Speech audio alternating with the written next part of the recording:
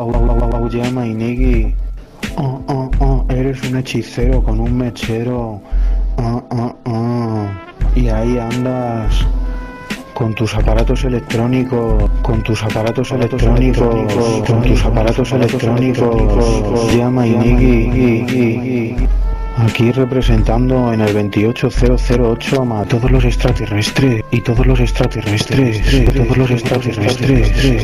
Oye, Mainigi, esto es otra dimensión. Somos señores de Sion.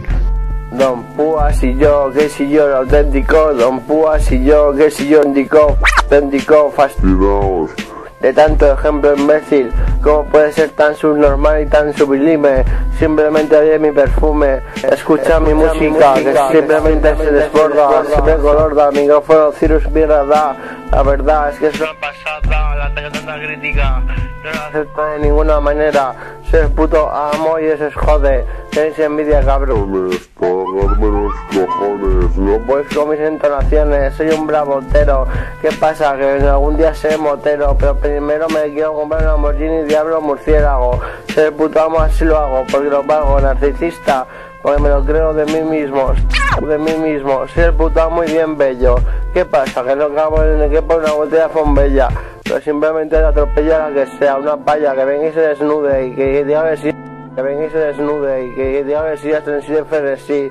Solo le quiero a ella, hacerle el amor, poseerla, hacerla mía. Oh, sí, tío, ¿dónde vas, barro? Vas a la barro del bar.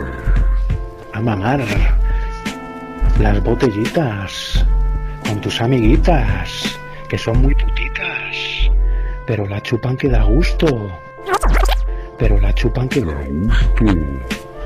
Oh, yeah, Mainigi, aquí improvisando, representando y a tu madre dando.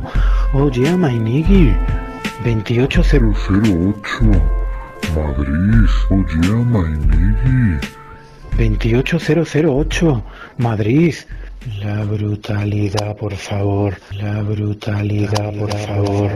Esto no tiene nombre, esto no es normal, esto es la brutalidad, por favor. No tiene nombre, esto no es la brutalidad. Esto no es normal, esto no tiene nombre, esto no es normal, esto es la brutalidad.